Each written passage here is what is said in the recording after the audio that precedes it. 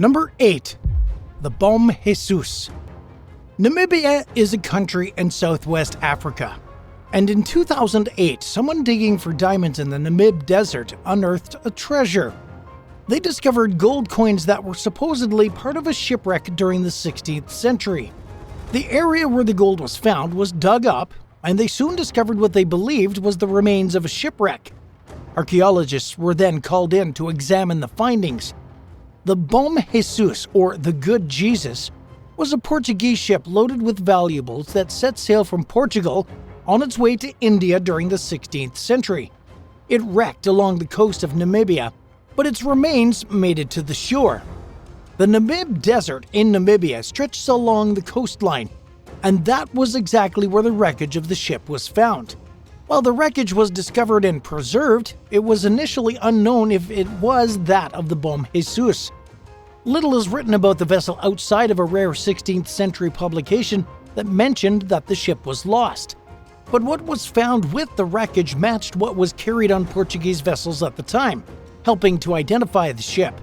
A joint effort between the Namibian government and other organizations eventually managed to definitively confirm that the wreckage belonged to the Bom Jesus. And today, work is currently underway to preserve and display some of the remains and artifacts from the ship at a public museum in Lisbon. Number 7. The Death Valley Tourists. It was October of 1996 when a park ranger was flying in a helicopter over Death Valley National Park in California. They were looking for illegal drug activity and they spotted a 1996 green Plymouth Voyager minivan. The park ranger was able to land their helicopter and they managed to get a look at the van. And that's when they discovered that it was a rental. It was covered with dust and it appeared to be stuck in the sand. The park ranger then contacted law enforcement. They discovered that a family from Germany on vacation in California had rented the van months earlier, and they never returned the car to the rental place. Also, the visitors never returned to Germany. So where were they? And what happened? It was a total mystery. Among the missing was 34-year-old Egbert Rimkus, as well as his 10-year-old son George Weber. And joining Rimkus was his 27-year-old girlfriend, Cornelia Meyer, and her 4-year-old son Max Meyer.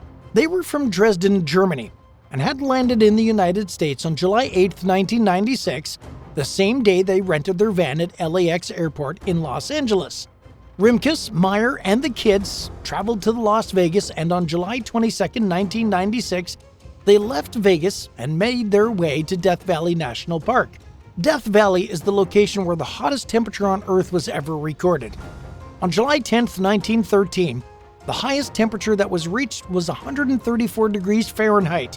When Rimkus and Meyer arrived with the kids, the temperature in the area had reached 115 to 120 degrees Fahrenheit. From Death Valley, the plan was to end up at Yosemite National Park. The group stopped by a visitor center at Death Valley to purchase an information booklet. They were camping in the park and made plans to visit an area known as Mangle Pass, which is a dirt trail. Rimkus or Meyer signed a guest booklet near the abandoned mine at the park, and it noted that they were heading over the pass, which likely meant Mangle Pass. The entry in the visitor's book was signed Connie, Egbert, George, Max, and the abandoned mine may have been the last place they stopped at while visiting the park. When the van they were renting was found in October of 1996, park employees noticed that the tires were shredded while one tire was off the rim. It's believed that they tried driving the van for a certain distance before it was completely useless due to damaged tires. It wasn't the right vehicle to bring to that area due to the rugged terrain and potholes. A four-wheel drive vehicle would have been the better choice, but it made no difference to the family now. A beer bottle believed to be Rimkus or Meyer's was then found a quarter of a mile from the van. Inside the van were empty water bottles and sleeping bags, as well as an American flag. It had been taken from the Butte Valley Stone Cabin, which is also known as the Geologist's Cabin. It's a shelter with food and water. Rimkus, Meyer, and the kids were there at some point. Alcohol and children's toys were also located in the vehicle. There was even a spare tire and a jack in the van. Park employees were baffled. And what was really odd was that nothing was found in the van like a passport or ID, although they did find a credit card in the vehicle. Even the keys to the van were missing. A search for the German tourists was underway. Helicopters, horses, and a group of rescue workers searched for the missing people. But they found nothing during their several hours-long search. All they had was the van. 13 years then went by with no leads.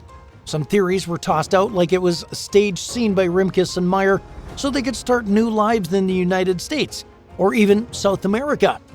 But another theory is that they somehow encountered illegal drug activity and were taken out since they were witnesses. It was 2009 when skeletal remains were found by hikers. A member of law enforcement told the press that it was now a criminal investigation, but there was no evidence of foul play. Meyer's passport and bank ID were found at the scene, and so too was a wine bottle and a journal that was written in German.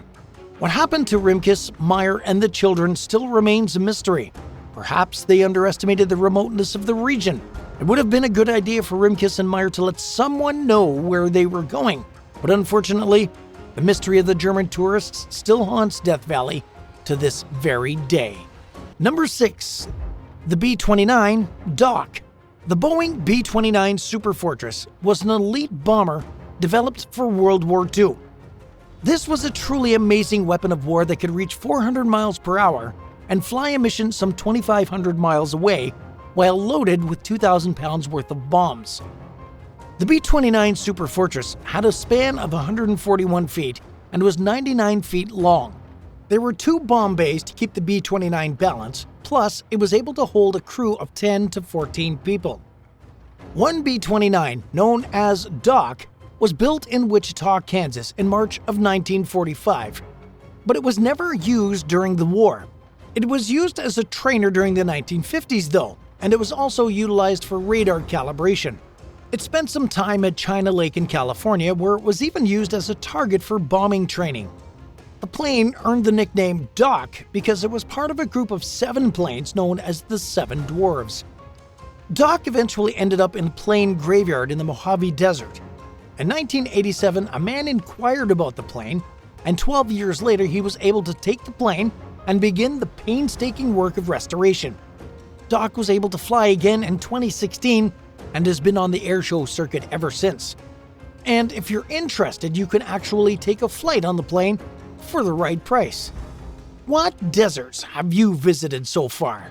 Let us know in the comments below, and if you haven't already, be sure to subscribe to the channel.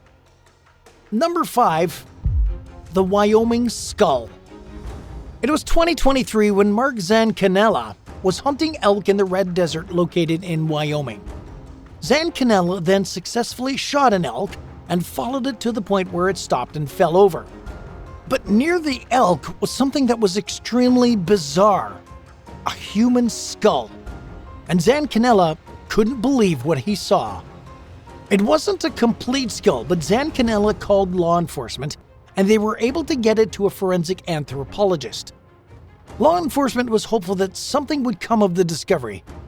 But what baffled them was the fact that the skull was found in the middle of nowhere in the Red Desert. If you didn't know, the Red Desert covers an area of over 9,300 square miles and is home to some of North America's most hidden treasures. When the skull was found, a group called Missing People of Wyoming hoped that the skull was that of David Richard Williams. It was November 11, 1980, when David Richard Williams, a 33-year-old man, phoned his wife from a bar in Creston Junction, Wyoming.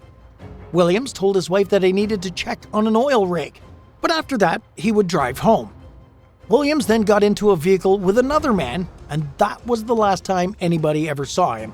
The man who drove Williams has been considered a suspect in the case.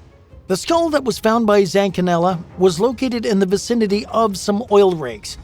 While there's hope that the remains are identified, David Richard Williams is one of 12 people missing from counties near the location where the skull was discovered. Number 4. The Kittyhawk P-40. It was 2012 when an oil worker stumbled across a plane in the Egyptian portion of the Sahara that was believed to be lost. The plane that was discovered was a US-built Kittyhawk P-40, but this one was being used by the British Royal Air Force. The plane belonged to Dennis Copping, who'd been missing since June 28, 1942. Copping was a member of the Egyptian 260 Squadron, and they were in Egypt fighting the Germans for control of North Africa. But on that fateful day in June, he was flying from a British Royal Air Force base to another because his plane malfunctioned and was in need of repairs. It was reported that Copping became lost during his flight. Other British pilots tried to get him back on course, but their efforts failed.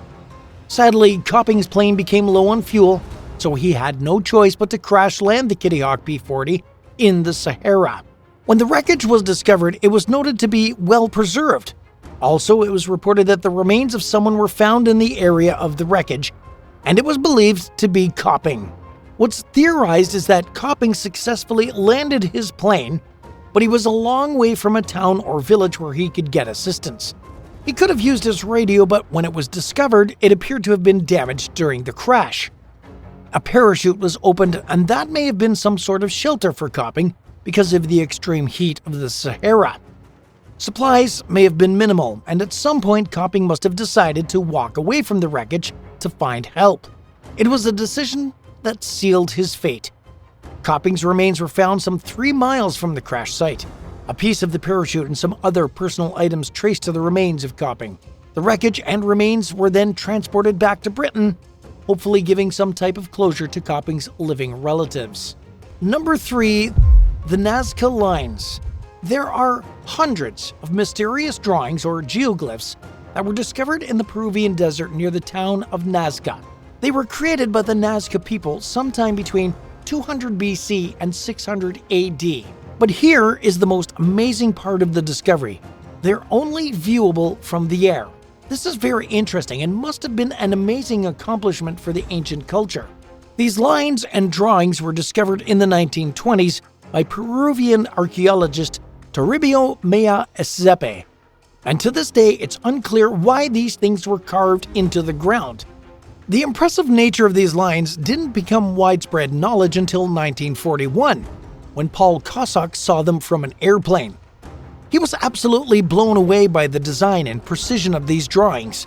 Some were geometric shapes, some resembled animals, and others seemed to depict various plants. Kossak theorized that the drawings were linked to astronomy somehow, but a study during the late 1960s disputed that claim. Researchers found more geoglyphs during the 2010s, and what has been found includes 300 designs that are geometric, plus some 70 designs of animals and plants. The work of the Nazca continues to impress people to this very day. These geoglyphs have survived due to the desert environment they're in. There's little rain, low wind, and erosion isn't a problem in this section of the Peruvian desert, making this a perfect spot to preserve ancient geoglyphs. Number 2. Apache Junction Jane Doe. It was August 1992 when police near Phoenix, Arizona discovered the remains of someone in the surrounding desert. The area was Apache Junction, a community located east of Phoenix. When the remains were initially reviewed, it was believed that the person was a female who was somewhere around 16 to 18 years of age when they passed away. Police had clues as to who the person was. There was clothing, jewelry, and a token for public transportation. But the trail went cold and investigators labeled this person as Apache Junction Jane Doe. But in November of 2023, the person was properly identified as Melody Harrison. She was 15 years old when she went missing in June of 1992. She was reported by her family as missing, but they asked to take her name off the list of missing children in 1996 because they were under the impression that she ran away from home and didn't want to return. Number 1. The Utah Monolith. If you've watched Stanley Kubrick's 2001 sci-fi masterpiece, A Space Odyssey, then you're likely familiar with the monolith. It was reported in 2020 that the Utah Department of Public Safety discovered a monolith while flying over the Utah desert. What they found was a 10-foot-tall monolith made of metal. The Utah Department of Public Safety was puzzled about the origins of this monolith. They had the opportunity to view it up close and were stumped about how the piece was placed in the desert. But they do have some theories and are pretty certain it was placed there as a stunt by a group of people. The Utah Department of Public Safety said that the item was put on federal land, which is a crime. A Apparently, the item is still there, but officials refuse to disclose the location due to its remoteness. They don't want people trying to find the item because there's a good possibility that they'd get lost in the process. Do you know of any bizarre discoveries that you'd like us to cover? Let us know down in the comments. And if you enjoyed this video, be sure to give it a thumbs up and subscribe to the channel. Thanks so much for watching. We hope to see you in the next one. Bye for now.